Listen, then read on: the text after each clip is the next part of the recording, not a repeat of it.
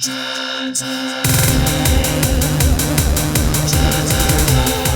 guys, we are in the basement, and today guys, we are going to continue our Atari Firefox restoration. It's kind of a restoration, I don't know. We have a Firefox in the garage that is not working. It is dead. And in this video, guys, we're going to install the Dexter board. That's right, guys, I got my Dexter, the laser disc replacement board, and I'm very excited because by the end of this video, guys, I want to be playing us some Firefox. That's the goal here. So anyway, enough of that. Let's just go to the garage and let's get to work on the Atari Firefox.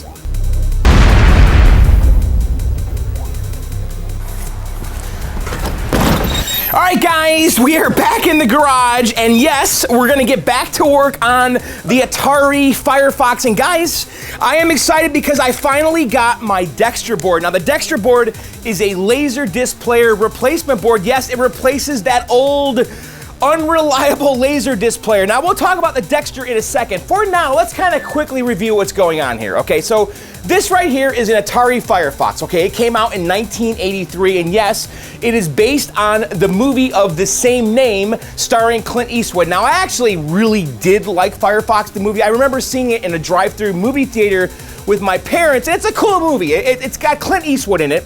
And he's like an American spy or soldier or something, and he basically goes into Russia and he steals this spy plane, okay? It's very cool, and it's very 80s and very Cold War. Anyway, this game was indeed a laser disc game, okay? It had actual video from the movie, like of the terrain when you're flying the Firefox plane and all that video came from a laser disc player, okay? Now, the thing is, though, Atari used this Philips player, which was not very good. And when you get these games, that player is always broken. And yes, when we got my game and brought it home here, the original Philips player was indeed dead. Now, I did try to fix it in one of the videos. I was not successful. So I sent it off to this gentleman, Franz, who is an old Philips technician from the 70s and the 80s, and he's probably one of the only guys on the planet that could actually fix that Philips player. And well, he's had it for a full year here, and he has yet to fix it. So I don't know what to do. For now, we're going to put the Dexter in. I'm kind of giving him his space. He's a retired gentleman. I'm not going to rush him or anything. And if we get the player back, who knows? Maybe we'll pull the Dexter out, put the player back in. But for now, in this video here, we're going to put our Dexter board in. Now, here it is right here. This is the production board. Now, we did have Warren come over here. Now, Warren is part of this Dexter team and also the Daphne team. Now, Dexter was created by Matt Owensby, who is also the creator of Daphne, which is an emulator for the PC that allows you to play Laserdisc games like Dragon's Lair and Space Ace and pretty much everything else. But he made this board right here, which is a hardware solution, okay, that basically replaces the old unreliable Laserdisc players. And this thing can emulate a whole bunch of different players and work in a lot of different games, okay?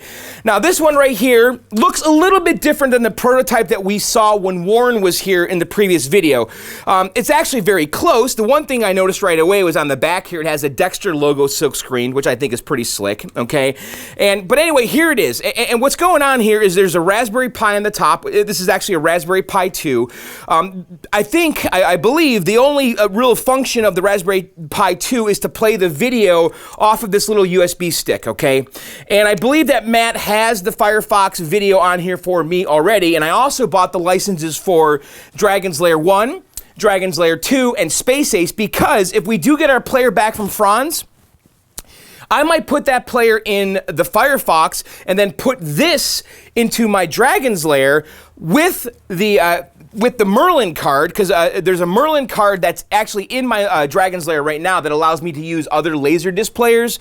With the Firefox, we don't have that luxury. The Firefox only works with the Philips one. But anyway, I digress. The Dragon's Lair, with the Dragon's Lair cabinet, with the Merlin plus the Dexter, which is what this is, you could actually have like a multi-Laserdisc game, okay? You could have, again, Dragon's Lair 1, Dragon's Lair 2, and Space Ace, and I also believe Dragon's Lair 1 Enhanced, which has some of the deleted scenes that were on the original, the original cut, whatever, is on it.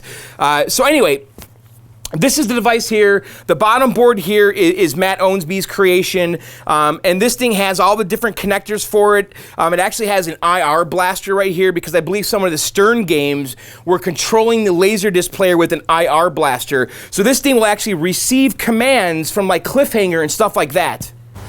And then also on the board here, looks like there's a power input right here. Not sure what this is, maybe audio out for some of the boards. You can see right here, this wire here, I believe this is composite video coming from the Raspberry Pi to the Dexter board, and then it dumps it out right here through BNC. And then these connectors here, not sure, looks like probably audio and video for some other, actually this is probably left and right audio right here because the Firefox has left and right audio. I don't think it's stereo, it might be multiple mono, not sure. And then we also have this connector right here, and there's a connector right here. So we've got two different connectors for different kind of plugs that would normally go into the original Laserdisc player. So instead of plugging this style plug into the Laserdisc player, we're going to plug it into the Dexter. So I think this install is going to go like really fast and really simple. I think it's already all set up for me. And then right here too, you can see these little LEDs. This is for the different Laserdisc players it emulates. These light up. So the LD V1000, which is a Pioneer, the PR7820, the PR8210, and then it says Badlands. But I believe that you press this mode button here and it'll cycle through the different players, and then you basically put it in the right mode to match your setup. And then over here is actually some more LEDs. The VP931, VP932, LDP1450, VIP 9500 SG, Simutrek, and other. I don't remember what the model number was for the Philips. I actually want to look that up really quick. Hang on. Okay, actually I grabbed the manual. This is the manual for my Philips. And actually a gentleman, I think he was in the UK, sent this to me. This is actually a unicorn. This manual is impossible to find. But the Philips was the 22 VP931, and I want to see if there's actually an LED for that. I don't see one there or there. That's interesting. So I'm not sure what to make of that. Well, I guess we'll find out once we put it in. Maybe it's going to be the other light that we need. VP, oh no, there's right here, VP931. Okay, never mind. So that's the LED that we're going to want to have lit for the Philips so that this thing is like emulating or simulating the Philips. Anyway, let's go back here and install it. Actually, there is a little instruction sheet, which is pretty basic here. It says locate the cables plugged into the back of the original Laserdisc player, remove the cables from the player, find where to plug these into the Dexter board, plug the cables into the Dexter board, and that's it. And you also, of course, have to give it power. Now, Matt did include a wall wart here. This is a 5-volt, 2-amp power supply, and we're going to plug this in the back there. And there is power in the back underneath the cabinet that is for the original Laserdisc player, so hopefully we can just plug this right in and that's it. All right, let's go back here and kind of take a look at what's going on with the Firefox. I already have the back open, and actually I spent some time here cleaning. It's kind of filthy, this game. It's been in the garage all winter. So anyway, and actually the one thing I do want to do before we even start is plug the game in to make sure it's still working, because it has been in the garage all winter. So anyway, the original Laserdisc player went right in here, okay? And so here's the power cord that would have plugged into the Philips. Here's the BNC cable, okay, which is video, okay? And then we have some kind of a communication plug here. I don't know if this is serial or whatever. And then we have audio. This is left and right or multiple mono or whatever it is. So really all we need to do is just plug our stuff into that, and then I think just turn the game on and play Firefox. At least that's the hope. But anyway, before we do that, let's go ahead and just plug Firefox in. Let's make sure it still works, make sure everything is as intended, okay? So I just plugged it in. Power switch is right here. Make sure nothing blows up. Because again, I have not plugged this game in since the last video, which actually was over the winter, when Warren came out here and demoed the Dexter for us. So it is kind of sunny here. We might have to move the game to see, or maybe I even shut the garage, I'm not sure.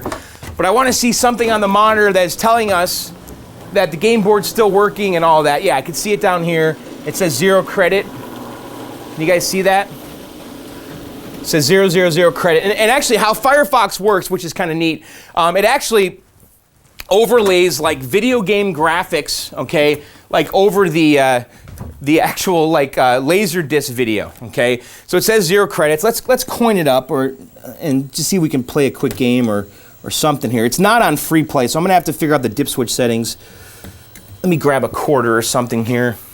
Actually, you know what we're gonna do? We're gonna put this game on free play because it has these mechs that are like all guarded and you can't put your finger in there and coin up. So I'm gonna put the game on free play really quick. And actually I pulled up the dip switch settings here on Dragon's Lair Project. And it says on the dip switch that's at 6K, we need switch 6, 7, and 8 need to be off, and then we'll be on free play. So I'm gonna turn the game off and let's take a look at the board and where those dip switch settings are.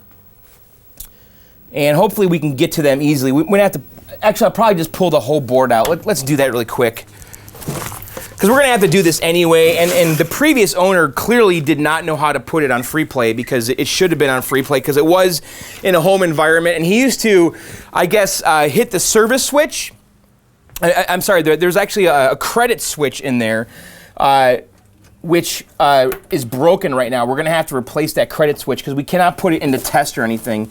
I mean, we could put it into test, we cannot advance it to the different modes. So I'm gonna just disconnect the board here and let's pull it out. And it does have this like RF shield on here, which is really unnecessary. But anyway, for now we'll leave it because I think it's all working just fine.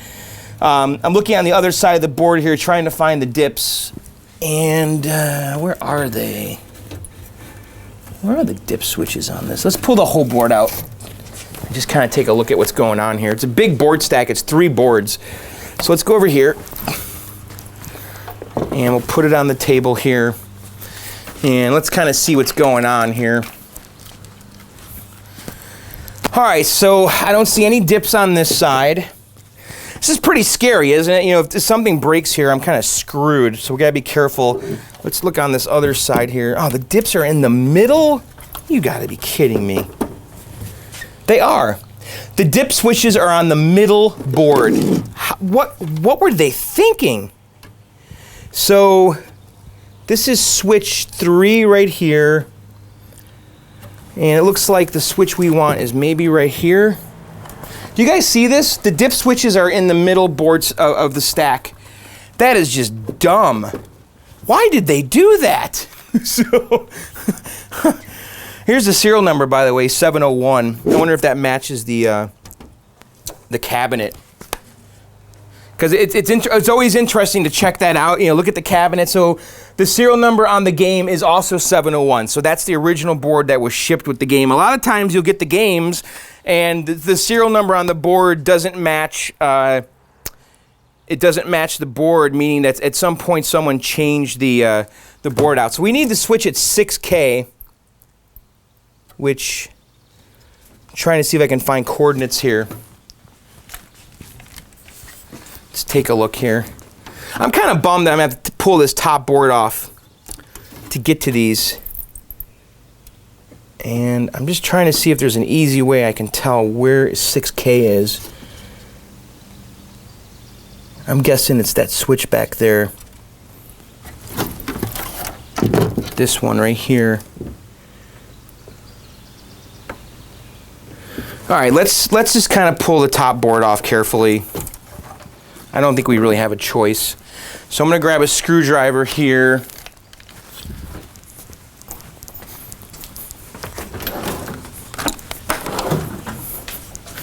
And then I guess since we're doing this, we might as well double check all the dip switch settings. I'll probably go on Twin Galaxies website and see if there's any kind of like tournament settings or something.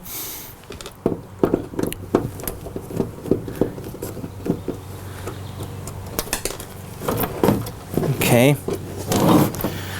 All right, so we need to get some pliers here to get those off and then just kind of pull the whole top board off. I really don't know why Atari did that. Why would they put the dip switches on the middle board and not make it easily accessible for the operators? That just makes no sense whatsoever. And usually they're really good about their design choices, you know? I think Atari makes some of the best stuff, period. All right. Okay. So let's undo this ribbon cable. Boy, this is tight. Shit. Okay. Let's do this again. All right. So this kind of comes up here. So we'll unplug that. And that is keyed. And then we have to just kind of wiggle this off. And it should be free now. What is holding this in the middle? Oh, there's one right here.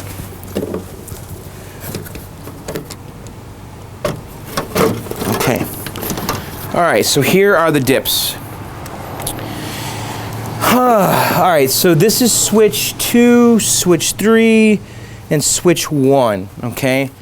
I'm actually going to go inside or look on my phone at least and find the Twin Galaxies settings for this game.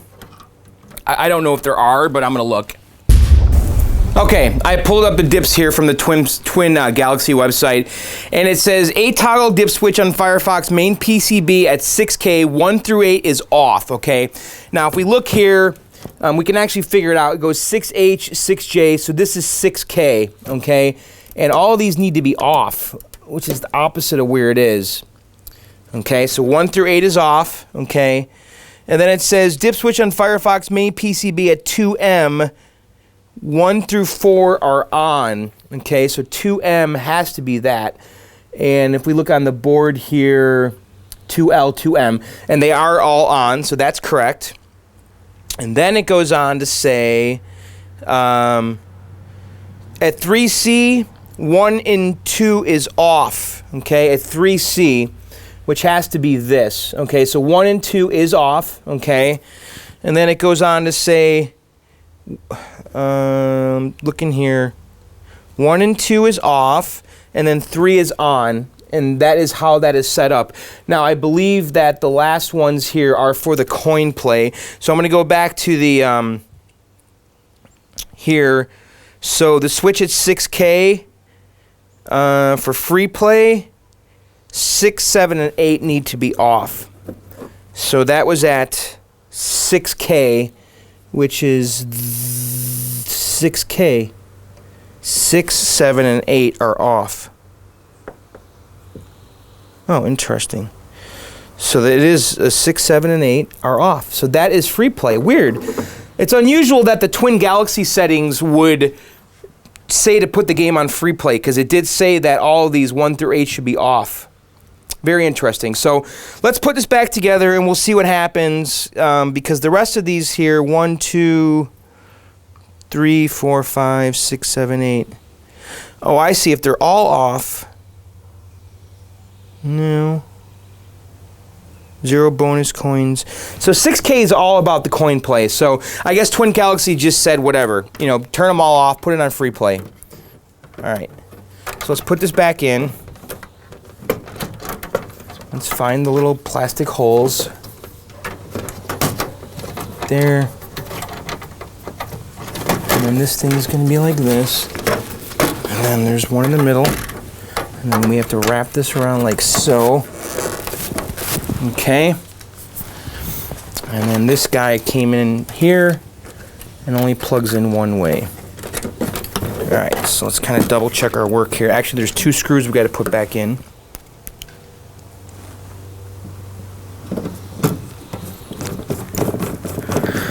Alright, so we're going to put this back in, turn it on, and see if we have free play, and hopefully we do. Alright, so let's go over here.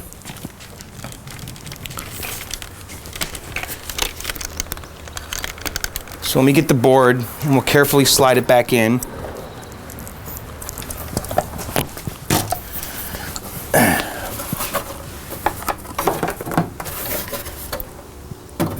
This is a super nice game, guys. It is in such great shape. I mean, this thing showed up on Craigslist. I had to jump on it. I mean, I love this style cabinet. These kind of later Atari cabinets. You know, this is the same profile as iRobot. So I had to grab it. And it wasn't really, it was relatively inexpensive too. Okay. All right, so let's turn it on now and see what happens. And hopefully we didn't break something. We don't have free play.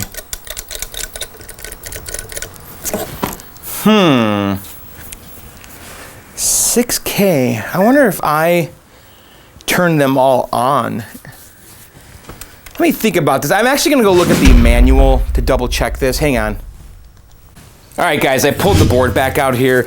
I actually went and printed some pages for the manual here, and this kind of explains the coin play. But again, it says 6, 7, and 8 are off. And if you look at the manual too, it even shows you in this diagram here that when the switch is pushed this way, it's on, okay? When it's pushed the other way, it's off, using the BNC cable here as orientation. So I have it set correctly, but I think what I'm gonna do is the default settings, I'm gonna put it on the default settings, which is everything set to on, but I'm gonna have 6, 7, and 8 turned off. And also, I'm gonna just kind of work the switch a little bit. I'm gonna tell you that I've had some experiences with these Atari switches, like with my pole position, where these switches just are old and corroded or whatever. So I'm gonna turn 1 through 5 off, and then 6, 7, and 8, I'm gonna make sure are off, like so. And I'm just gonna kind of really push on here. Okay, so that's basically, we modify the default, because the default was with them all on, which is 1 credit for 1 coin, and no bonus coins added. So that's the default setting. And then I'm just curious to see what the other settings are and how we set them up here. So this right here is the 8 toggle switch at 3C, which is right here. And the default here is to have, I'm just looking here, switch 1 off, which we have. That's the default. It says 2 credits required for 3,000 and 6,000 mile mission, and 3 credits required for a 9,000 mile and unlimited journey. Okay, interesting. So that's off. And then switch 2 and 3, the default is off and on, and we have that. That is medium gameplay difficulty. And then fuel usage should be 4 and 5 should be off and on, which is medium, and we actually have it 4 is on and 5 is off, which is hard, which I guess is the Twin Galaxies setting. Should we leave it like that? Yeah, let's use that. And then bonus fuel amount, the default for 6 and 7 should be off and on. We have 6 and 7 turned off, which is hardest. Very small amount of fuel received. Oh God. I'm wondering if should we do the default settings or do these hardcore Twin Galaxies ones? I don't know. And then the default for switch 8 is on, which is moderate, 4 waves maximum. Okay, well, I guess we'll just roll with the Twin Galaxy settings for now.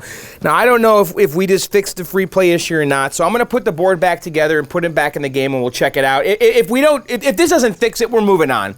This is not the dip switch episode. All right, guys, forget it. You know what? I can't get the free play to work. I actually just threw a quarter in here. But anyway, the game still works. That's the main thing. I just wanted to make sure it worked before we put the Dexter on here. That way it's a variable that we know that we've removed if something doesn't work. So, all right, let's, I'm gonna turn the lights on here and let's install that Dexter and see what happens. All right, so let's go back here and I'm gonna turn the game off. And again, I think the Dexter is going to take like 3 seconds to install. Of course, that's assuming that it's all set up for Firefox already. Now, there is like a Dexter manager, which hopefully we don't have to mess around with, that lets you install different ROM sets on here or video files, whatever you want to call them. So, okay, so this plug right here obviously is gonna go onto here. And I'm not going to screw it down just yet. Actually, the screws don't even reach. And then the BNC cable goes here. Okay. And then we have our audio. I don't know if there's a left and a right, but we'll just put these on here randomly. They don't seem to be marked on the Atari thing. And that's really it. I mean, we've installed it. So now we need to get our power to it. And let me grab this guy, okay, and we'll plug it into this original plug here they had for the Laserdisc player, and then this is going to plug in right here, okay? So that's it. I'm just going to leave it hang out here for now, and then we'll probably maybe screw it in here or tape it down. I'm not sure because there's a big metal plate down here. So let's go ahead and turn it on. and I'm looking. Okay, so it's making a sound there. I'm looking for any kind of LEDs or lights on here. I don't see anything. Oh no, I do. I see a power LED. There we go. There's something wrong with this. This connection's bad. I'm gonna have to... Yeah, someone installed like this little inline thing right here. That's hokey. It's a bad connection. Let me see. Let me turn this off. I wonder if I should go... If I should install something on here. Do you guys see this thing that they installed on here? It's garbage, right? But it basically gives us like a little plug, okay? And it's not very good because we're not getting a solid connection. Let's try it again. There, now we got power. Okay, so you can see the things lighting up there. Let's take a look. You can see how we have it all hooked up. So the light that's lit is the VP931. And looking at that manual again, that's what we have, right? Yeah, we do. We have the VP931. And it's pulsing, whatever this means. This is a pulsing thing. We've got action right here. So it's doing stuff. Let's go to the game here and see what's happening. And hopefully we go to the front and we see Firefox. You guys ready? And we do. Excellent. Well, that was easy. Could it be any easier than that? So let me coin up here. I'm really bummed that I don't have free play. We're gonna have to clean that switch or something. That looks really good, actually. So let's put a quarter in. Or is this a machine? Oh, that looks great. Doesn't it? So now we have these super hard dip switch settings here. Wait, are we supposed to have video right here? Okay. So let's do the easiest. Video looks a little dark. I'm not sure. It got me locked on. Get visibility again. So we're just shooting stuff. Second firework.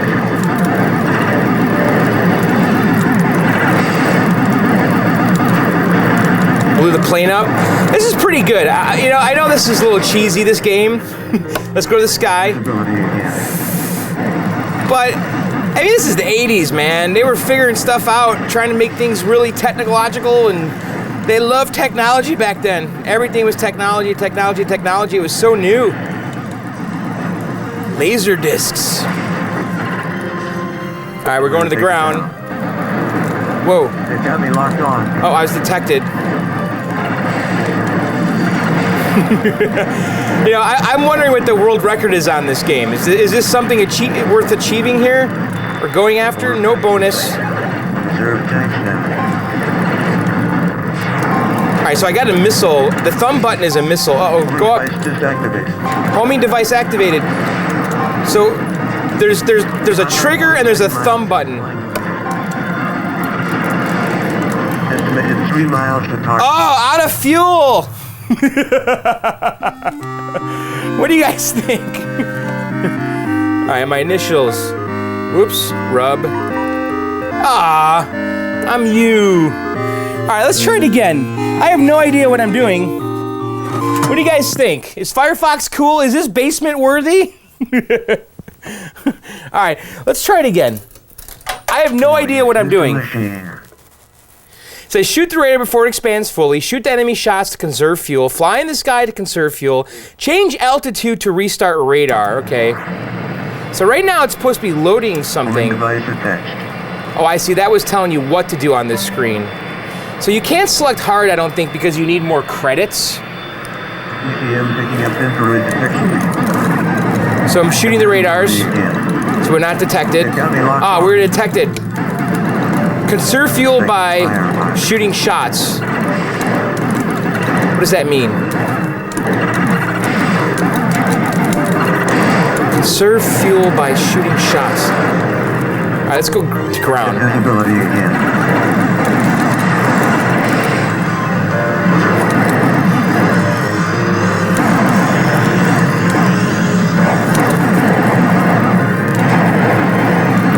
this is so amazing that we're playing this, that this is working.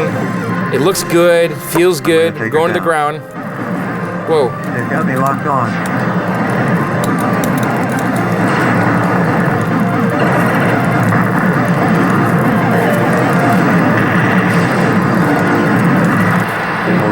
Uh-oh.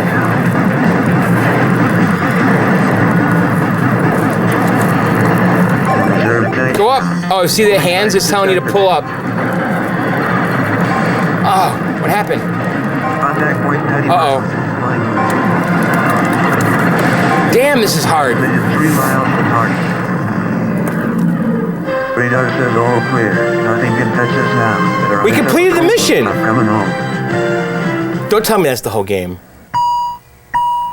Do we get to keep playing? I'm the best there is. Really? Is that the entire game? Is that true? That's not the whole game. There's no way that's the whole game. Alright, now I'm J.O. Do you guys think that's the whole game? I don't know. There's a lot I have to learn about this game, but it works. So, all right, let's kind of see if we can figure out a way to mount this thing down here. We might have to get a new plug. I don't know if that plug down there is going to actually hold up, because I don't want to be pulling this game out. I wonder how sensitive this is. Yeah, see that? I wonder if I get a zip strip, actually. Yeah, let's do that. Let me get a zip strip, and we'll put it around that so that it can't come disconnected. All right, so I got a gigantic zip strip. This is like the type the DEA uses right here to cuff up victims or criminals. I guess they aren't victims, are they? So I'm wondering if I can just go like this, and if we zip strip this thing to here, then we don't have to hack this up, because this original plug here is the one that plugs into the Philips. I kind of want to keep that.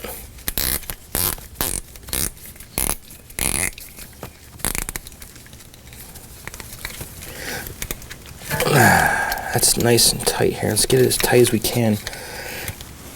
Let me just turn it on really quick to make sure we got power. Yep. And let's move it around. No, that's perfect. All right, good. All right, now we need to figure out how we're gonna actually mount this thing in here. And I kind of want to use like Velcro or something. I'm not really sure, but I don't want to screw it, because I just don't want to create any new screw holes or anything. And I'm wondering if I could Velcro it or double side tape it to the bottom, because we could just kind of put it right here, some double side tape, and then use some double side tape for the power supply, or Velcro. Let's take a look in here, guys. What do you think? So there it is, just kind of hanging out. So, I mean, I'm pretty okay with this. You know, if we can get some double-sided tape to double-side the feet on here, and then also put some double-side tape maybe on this to just kind of, so this doesn't flop around. Yeah, let's do that.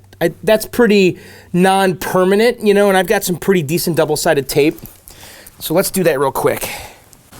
So you can see I threw some double-sided tape on these feet, and this is actually like hardcore industrial. It's relatively not permanent, but it really holds. But if you need to get it off, you can rip it off. And if it leaves some adhesive goo, I'm not worried about it. Just hopefully we won't have to pull the Dexter out again, because it is relatively really secure in there. I'm just trying to get the backer off of here.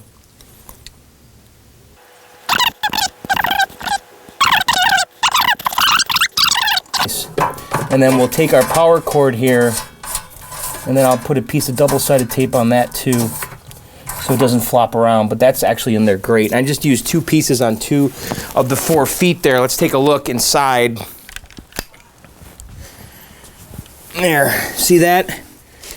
It's just double-sided taped in there, and I only put it on 2 of the 4 feet, but that's not going anywhere, you know. Let's put it back down. All right, so we can get it off if we need to, but it won't fall off if we don't want it to. So, all right, I'm gonna go ahead and just tape this down too, and we'll come right back. Okay guys, I have the double-sided tape now holding the power supply down, and it's nice and secure. I just kind of put it on the zip strip there, and then this guy is nice and secure. That's it, we're done. That was not bad, right? The only thing we got to figure out, and we'll do it later, is why the dip switch settings are not working. Might need to clean those dip switches, I don't know. You guys want to play one more game? Let's turn it on, make sure everything's still working.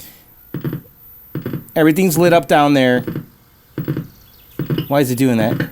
I wonder if one of the plugs, if the this cable's not in all the way. All right, let's try it again.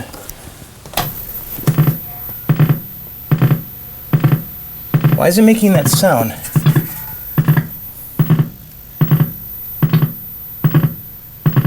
What's going on? Let's take a look on the front here. That's a bad sound.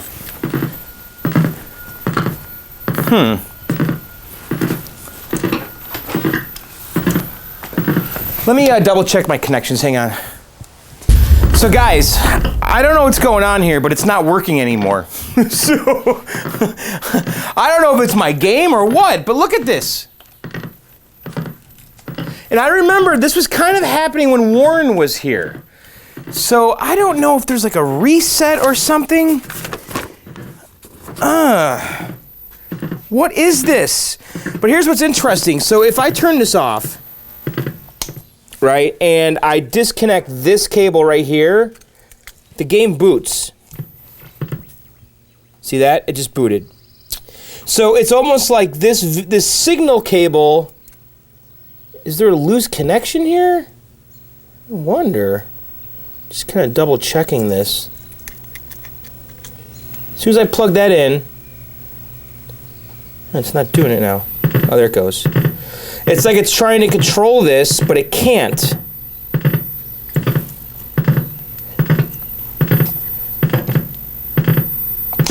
So, I don't know what to make of this. I'm just double checking these wires here. I mean, we didn't do anything. We didn't do anything to break this. So, what is causing this? This is very strange here. Nothing can ever be easy because it was working and it worked great. What is it that has happened here? This wire goes up in here. And then it goes into the harness. I don't know where this goes. I mean, I didn't mess around with anything, so why would it stop working?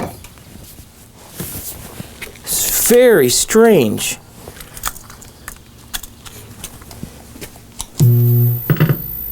Look at that, it's not working.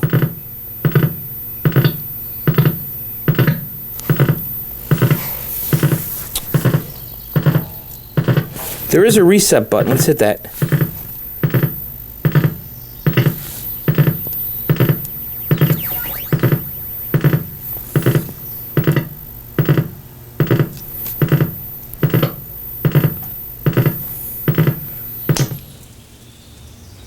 Let's try it again.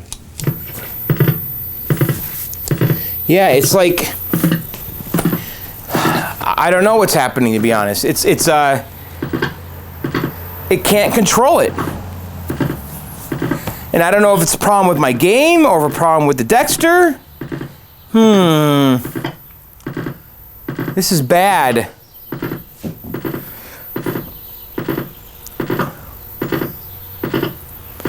All right, I'm gonna try to research this. I don't know, let's see. Let's see what happens. Okay, guys, I figured it out. Oh my God, this is so dumb. So, there is like a micro SD card, okay? And it wasn't in all the way, and it's right here, okay? And I barely even saw it, and it was sticking out, and I just pushed it in, and bam, the thing fired right up. So, my mistake, everything's fine. I somehow bumped this SD card, and it popped out. So, all right, I'm gonna go ahead and remount this back in there with my double-sided tape, and then let's go from there. But yeah, be careful when you're doing this. There is a micro SD card. I was flipping out there. Oh, that was stupid. All right, so All right, guys, I got this stuff mounted back in here, and let's take a peek. I think it looks actually pretty good. Nice and neat. I zip stripped the power cord for the Laserdisc player, and then put that zip strip around the power, the wall wart to it so it doesn't come undone, and I just put some double-sided tape on the bottom of that, and then also we have some double-sided tape holding the Dexter in place. So let's turn it on, make sure everything still works, okay? There we go. Okay, good. So I guess, yeah, lesson learned. So luckily it was something simple and the SD card just came out. Why don't we play one more quick game? What do you guys think? I guess is the monitor still warming up? What's going on here? I don't see a picture. Okay, yeah, good. Let me turn the lights off. We'll try it again. You guys want to play one more time? Why not?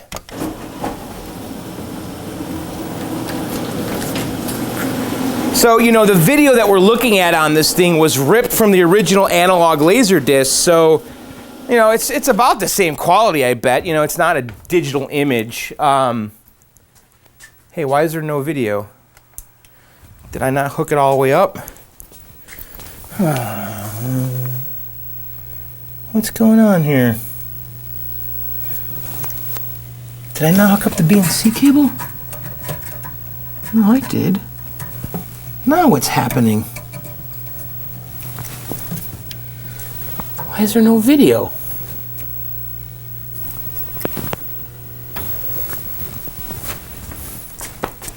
This is supposed to be easy. All right, let me double check my connections. Okay, I don't know what happened there. I just kind of made sure everything was plugged in all the way, the BNC cable. Maybe it wasn't plugged in all the way. I have no idea.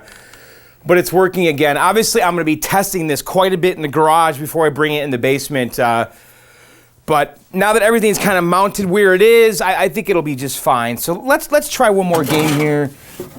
And let's see if we can do any better, or at least kind of understand how to play this game, because I really don't right now. I mean, I guess we just shoot everything.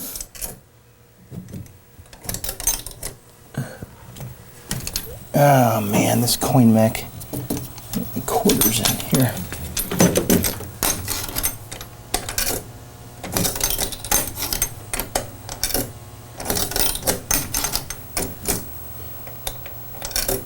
Oh, come on.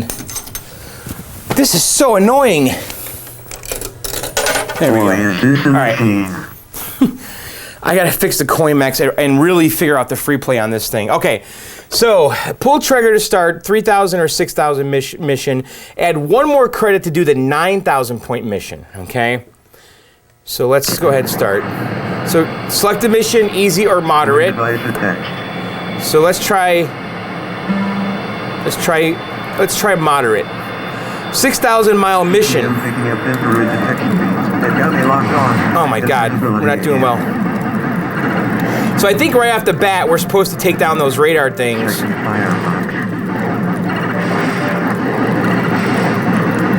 don't feel like I'm doing very well. Oh, this is the medium, harder mission, that's right. So, oh, I bet you the medium mission is longer if you can actually survive it. I just shot a missile at him using the thumb button.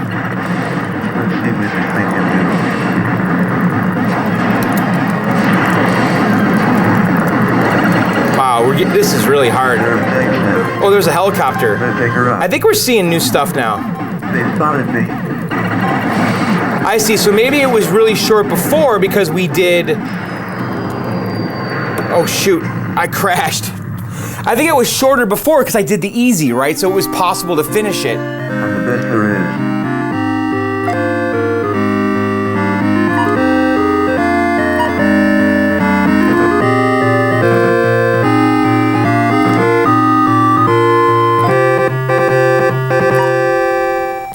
There, we did it. We finally got our initials in. Is it not saving scores? I don't think it's saving scores. I'll have to look into that. I don't know if this game does save the scores. Do you guys know? All right, let's try one more game. This mech is a little funky. There we go. Shoot radar before it expands. Shoot enemy shots to conserve fuel. Fly in the sky to conserve fuel. Change altitude to restart the radar. Homing device attached. I'm doing moderate again. 6,000-mile mission. Use the smart rockets. Picking up infrared detection. They've got me locked on. I get visibility again. Second firefox.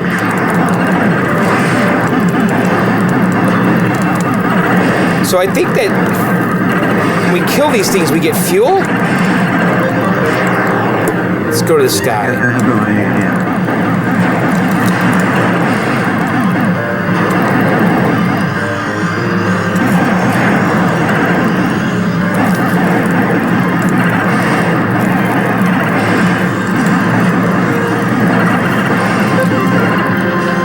Ground. I'm gonna take her down. No bonus, you were detected. So there's gonna be radar. You gotta kill all the radar so we don't get detected. Oh, we were detected. Reserve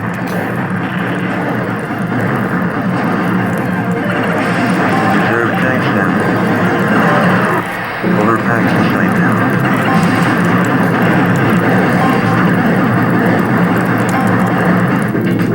Up. Homing device disactivated. Homing device activated. What does that mean? Oh, we died out of fuel. Alright, guys. Hey, that's it. Atari Firefox, it's working. I think we got a couple little things I want to tweak. You know, I want to figure out the dip switch thing. I want to find out if it's supposed to be saving high scores. We don't know if that is a feature of this game. I really don't even know. So if there's an NV RAM on here that needs to be replaced, I'm not sure. But I'm pretty happy it's working. I mean, this is definitely one of those games that never works ever. I mean, like, you see these games out for sale all the time, and they never, ever work. Ever, ever, ever. So, Matt Owensby, good job with the Dexter. I'm glad we got it working here and all hooked up. So, anyway, guys, that's going to do it. Why don't we go back down to the basement, do some viewer mail. I'm sure we'll be revisiting Firefox, and also, I'm going to keep it in the garage for a week or two, and I'm going to just make sure it's all cool and everything's fine, and then we'll bring it down into the basement. Yes, I'm bringing this game into the basement. I don't know why, but I just want to get good at it and figure it out, so it's definitely a neat game. So anyway, all right, guys, let's go back down to the basement and do some viewer mail. You guys want to do that? All right, let's go. All right, guys, there you have it. That was the Atari Firefox Dexter install. And yes, the Atari Firefox is working. What'd you guys think, huh? What did you think of that video? Do you guys like Firefox? Is it basement worthy? I think it is. So I'm gonna bring it down here. I think the dartboard's gonna leave, and we're gonna put Atari Firefox in its place. But you know, I'm gonna leave the game in the garage, I think, for about a week or two. I want to really play it and get the kinks out, because there's obviously stuff that's not quite right with it. Like the dip switches are definitely worn out, I think. I had that same problem in my pole position a while ago because I could not get the settings right, and I had to keep working the dip switches and clean them with some deoxit. So I'm going to do that maybe on my time, I don't know, but I'm going to keep it out there. I'm going to play it. I'm going to figure out really how good it is, and then we'll bring it down in the basement. So anyway, do you guys want to do some viewer mail? I printed some out here, and by the way, if you want to participate in the viewer mail segment, you need to email them to me at blkdog7 at gmail.com. That's blackdog7, blkdog7 at gmail.com. In the subject line, please put viewer mail. That's how I find them. So anyway, the next one, actually the first one here is from Casey. It says, "Hi John, can we talk chairs?" He says, "I see in the basement that you have a few types of chairs around the arcade. May I ask which is your favorite and why? Maybe where did you get them? And although I haven't tried it, I believe an adjustable kneeling chair might be the perfect chair for the arcade, as it is ideal for comfortable sitting for long periods of time, etc. Have you ever tried one? I think it could take the arcade gaming world by storm." Insert maniacal laugh here. What are your thoughts? Thanks, Casey. P.S. Thanks for the fan service at Brofest. My girlfriend, Mary Margaret, was so happy to say, "Hey, guys," and get a picture with you. And it was nice of you to chat a bit. Yes, Casey, I remember meeting you guys. So nice meeting you and Mary Margaret. So chairs, yeah, you know, in the beginning here, I was all about the chairs, and I was seeking out chairs. Like, when I first had the arcade set up down here, I wanted cool chairs, and I was really looking for cheap stuff. You know, it's cheap and cool. I'll just kind of show you guys my chairs.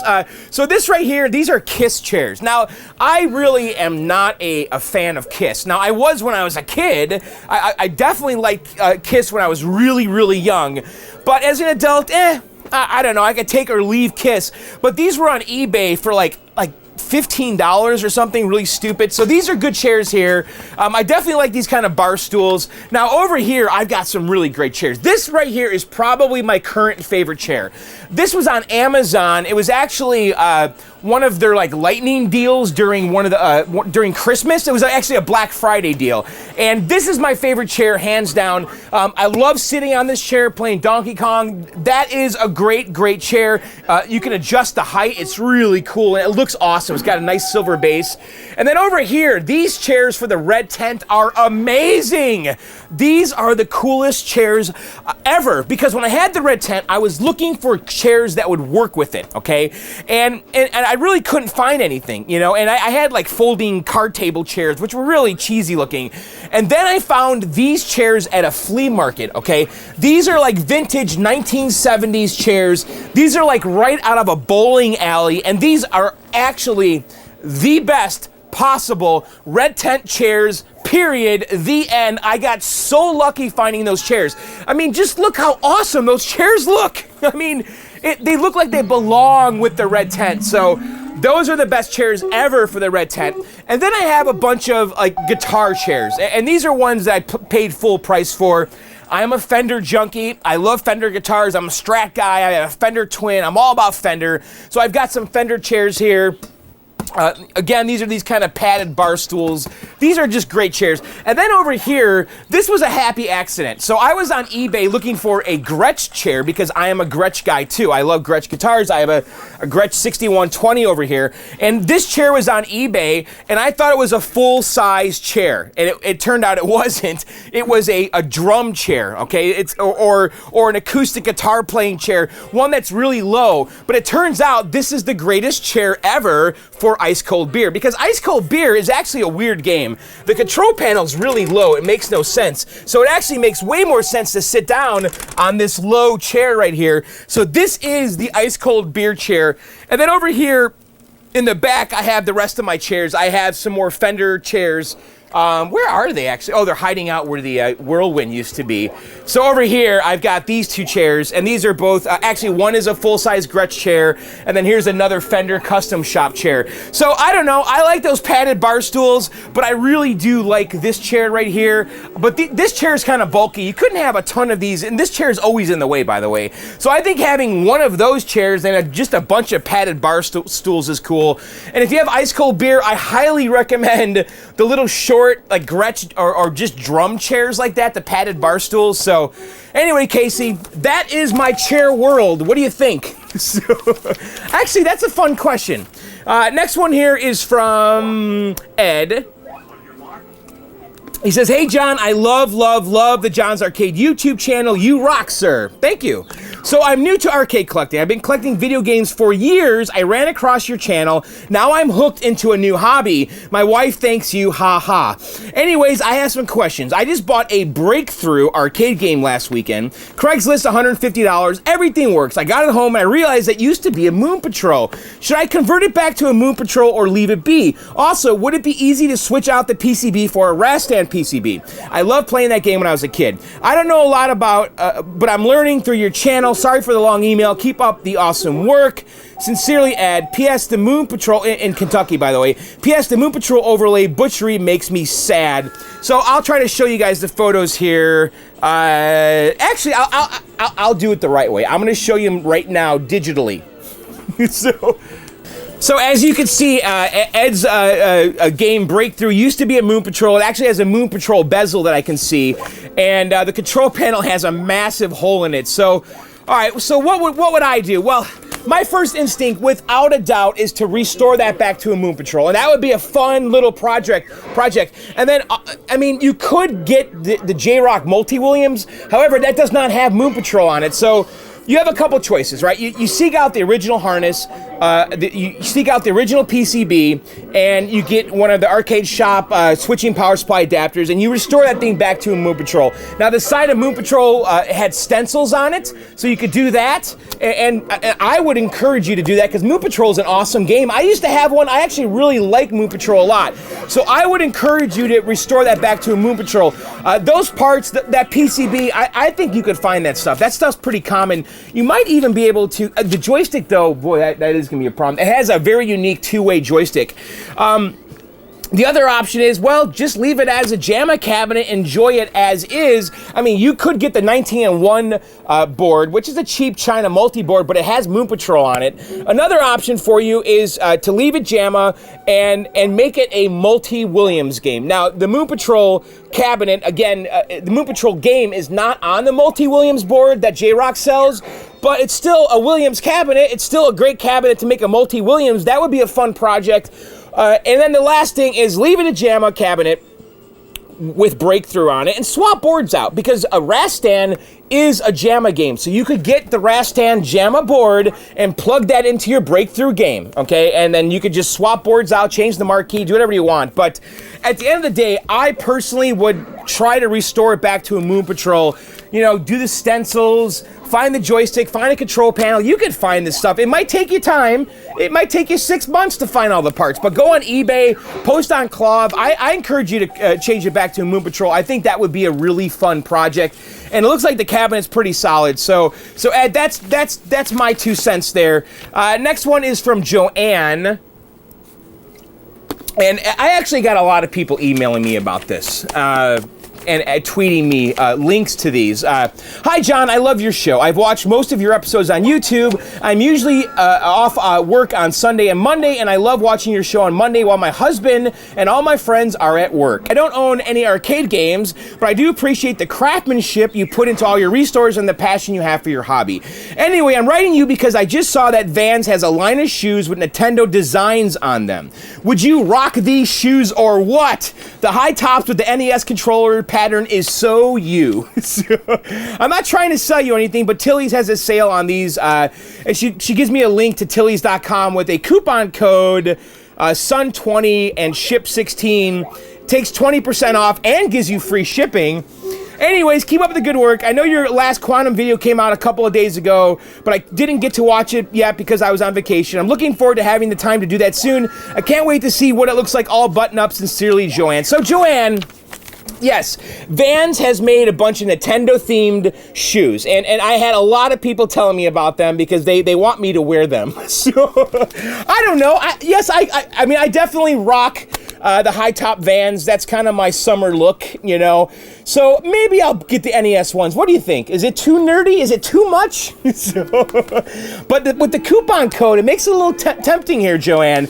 I will take this under consideration. I'll go check them out and see what's going on. Maybe I get some low-top ones, because I don't have any low-top, maybe like some slip-ons or something. I do like Vans. I've been wearing Vans since I've been like a teenager. That's a long time. So anyway, all right, guys, thank you so much. I hope you enjoyed the video. Again, viewer mail, blkdog7@gmail.com. Subject line, please put viewer mail, blkdog7@gmail.com.